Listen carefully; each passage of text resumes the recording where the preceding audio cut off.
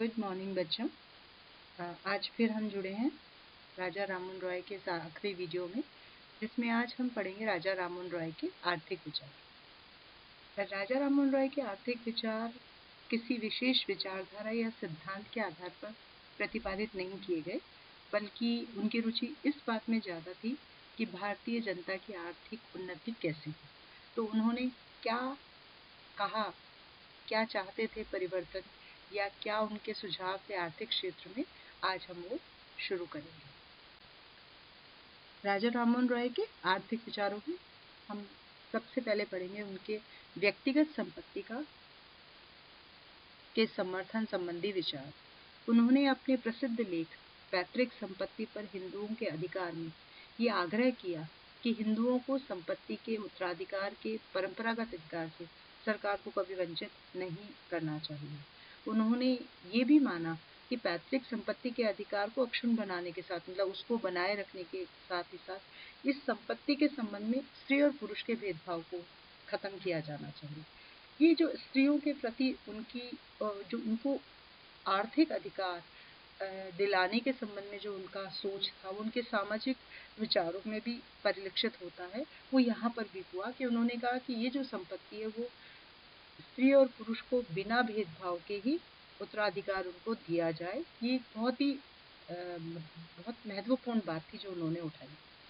दूसरी ओर उन्होंने सरकारी खर्चों को कम करने का भी समर्थन किया। राजा राममोहन रॉय का मानना था कि राष्ट्रीय हित में जो सरकारी व्यय है, यानी सरकारी खर्चे, उनको कम किया जाना चाहिए।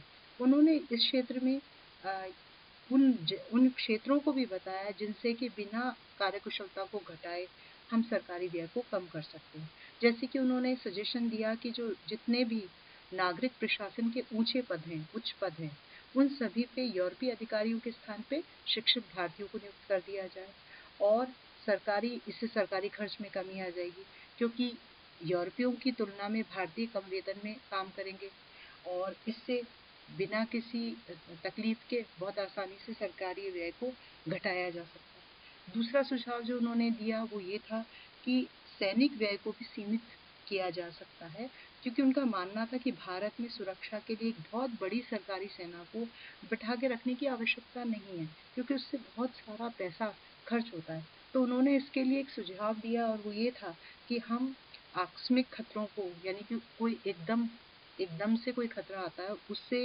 निपटने के लिए किसानों की एक आरक्षित सेना तैयार करके, जिसको रिजर्व फोर्स के तौर पे गठित करके रखा जा सकता है।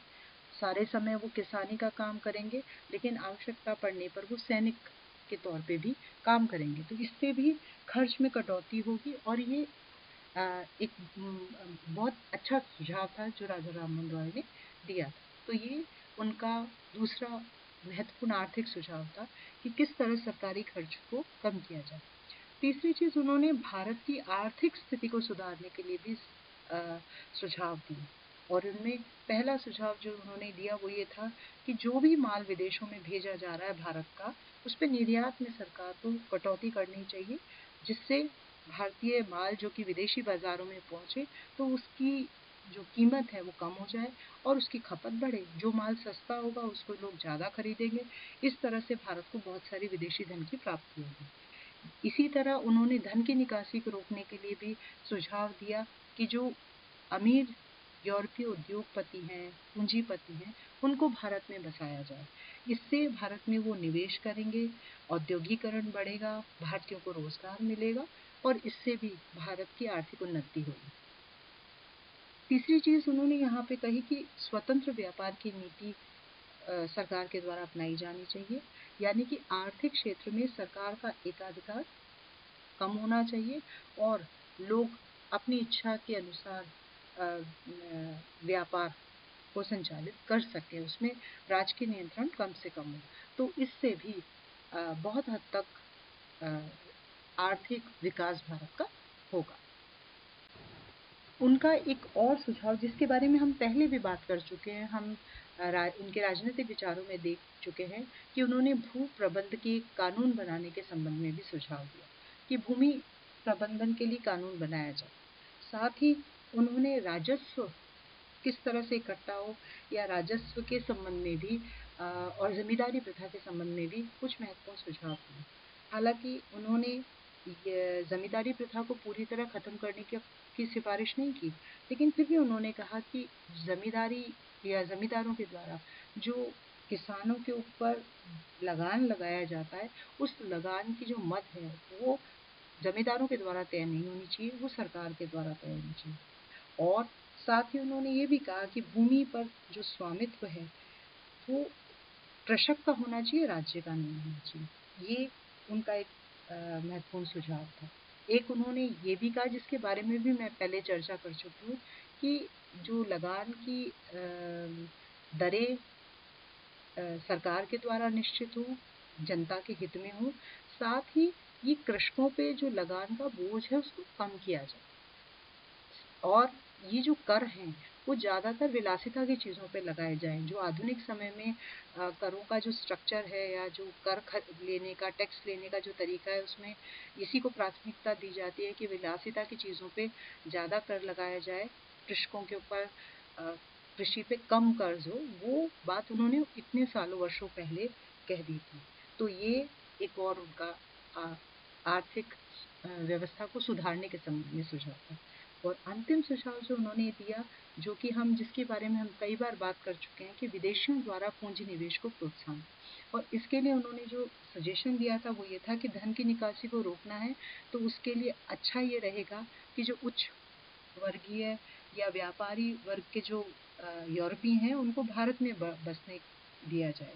और वो भारत में जब रहेंगे तो वो यहाँ पूंजी निवेश करेंगे, यहाँ उद्योग धंधे लगाएंगे, यहाँ रोजगार आएगा। और जितना अधिक ये रोजगार आएगा उतना ही भारत का विकास होगा। तो इसलिए उन्होंने भारत में पूंजी निवेश के लिए यूरोपियों को प्रोत्साहित किया, और इसके लिए उन्होंने कहा कि उच्च वर्ग के और अमीर यूरोपीय यहाँ रहने चाहिए। उन्होंने स्पष्ट रूप से कहा कि निम्न वर्ग के या गरीब यूरोपियों को भारत में बसने का अधिकार नहीं दिया जाना चाहिए। तो इस रूप में हमने देखा राजा राममोहन राय के आर्थिक विचार। और हम अंत में सारी चीज़ें हम पढ़ चुके हैं। हमने उनके सभी क्षेत्रों में, चाहे वो धार्मिक क्षेत्र हो, सामाजिक क्षेत्र हो, राजनैतिक क्षेत्र हो, आर्थिक क्षेत्र हो, उनके विचारों को जाना।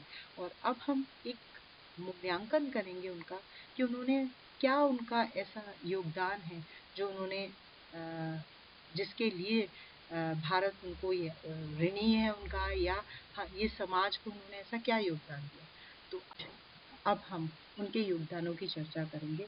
और उसमें सबसे पहले जो उनका जो सबसे सर्वोपरि उनका योगदान है भारतीय समाज में, वो ये है कि वो एक महान समाज सुधारक रहे।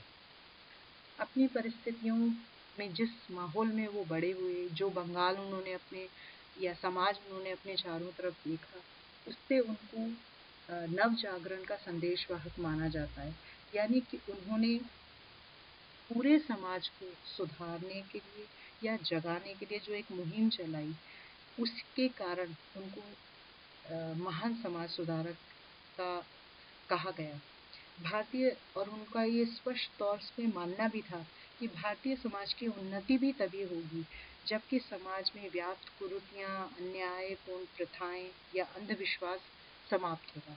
और इसके लिए उन्होंने ये चाहा कि विवेकशीलता, बौद्धिकता, उदारता, नई शिक्षा, नए प्रकार के विचारों से भारतीयों को जितना परिचित कराया जाएगा, उतना ही भारतीय समाज उद्वेलित होगा और उसमें जो आंतरिक सुधार है वो संभव हो सकेगा।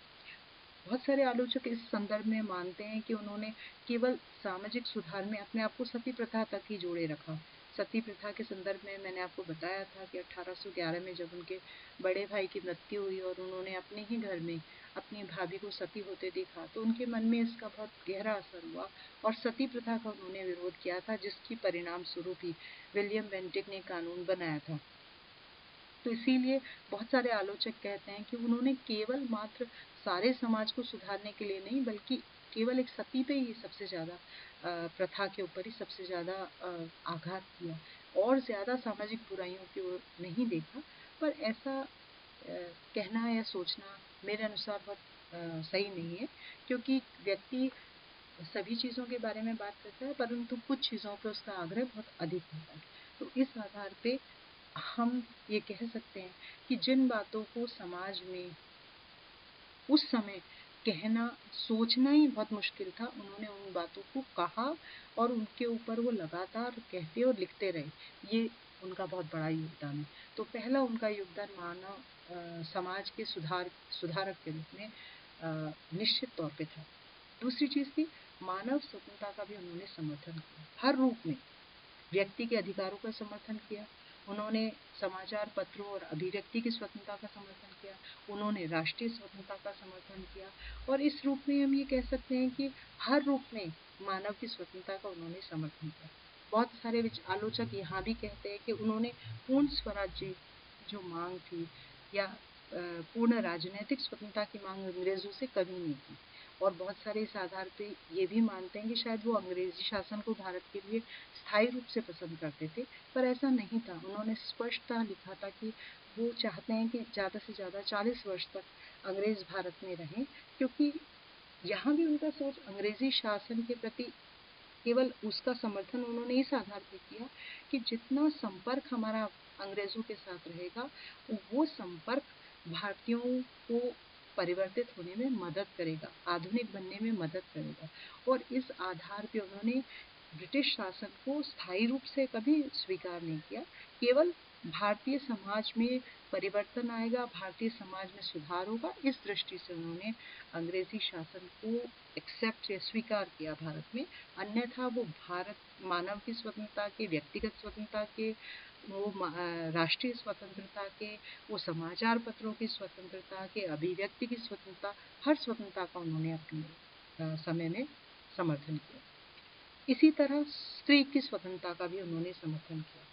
एक ऐसे समाज में जहाँ की स्त्री का इतना अधिक शोषण है, स्त्री की स्थिति में बहुत सारी बुराइयां थी, बहुत सारे उनके साथ अत्याचार हो रहे थे, वहाँ पर उन्होंने औरतों के अधिकारों की बात की। और आप ये देखिए कि उन्होंने हर वो बुराई जो औरत से जुड़ी हुई थी, चाहे वो बाल विवाह हो, या जो विधवाओं की स्थिति हो, या विधवाओं को संपत्ति में स्थान न देना हो, या किसी भी रूप में सती प्रथा हो, उन्होंने हर उस बुराई का विरोध किया, हर उस अन्याय का विरोध किया जो स्त्री से जुड़ा हुआ था। और बहुत जो खास बात उन्होंने की कि हर जगह उन्होंने औरत को आर्थिक अधिकारों के साथ जोड़ने की बात की, आर्थिक अधिकार देने की बात की। और ये एक ऐसी बात थी जो कि पुरुष होते हुए भी उन्होंने पुरुष प्रधान समाज की अन्यायपूर्ण नीतियों के खिलाफ आवाज उठाई। औरत को जो है विधवा की स्थिति के बारे में भी उन्होंने जो है इतना स्पष्ट रूप से कहा कि बालिका और युवा है तो उसको पुनर्विवाह का अधिकार मिलना चाहिए। पुरुषों के अंदर बहु विवाह का उन्होंने विरोध किया। अगर प्रौढ़ विधवा है तो उन्होंने कहा उसको सम्मान पूर्वक जीवन जीने का अधिकार होना चाहिए, औरतों को शिक्षा मिलनी चाहिए। अब आज के युग में हम शायद इस बात की कल्पना नहीं कर सकते कि उस युग में उन बातों को कहना और उन बातों के लिए लगातार प्रयास करते रहना एक बहुत ही बड़ी बात थी। तो इसलिए स्त्री स्वतंत्रता के लिए भी जो उन्होंने किया, उसके लिए भी उनका बहुत महत्वपूर्ण योगदान है। चौथी चीज है, जन जागरण के प्रणेता वो थे। उन्होंने विचारक कहते हैं कि वो भारत की पहले एक तरह से ऐसे पत्रकारिता के समर्थक थे, या सशक्त पत्रकारिता को करने के लिए उन्होंने योगदान दिया। भारत में समाचार पत्र और अभिव्यक्ति की स्वतंत्रता के लिए उन्होंने जो आवाज उठाई, वो भारतीय समाज के लिए बहुत आगे चल के राजनीतिक आंदोलन को सशक्त करने वाली बनी। उन्होंने 2 अखबार 1819 के अंदर, संवाद कौमुदी जो बंगला में निकाला, और फारसी का अखबार 1822 में मिरातुल अखबार जो उन्होंने निकाला, और इसके माध्यम से उन्होंने जो जागृति फैलाने का प्रयास किया, वो उस युग के हिसाब से बहुत महत्व रखता है।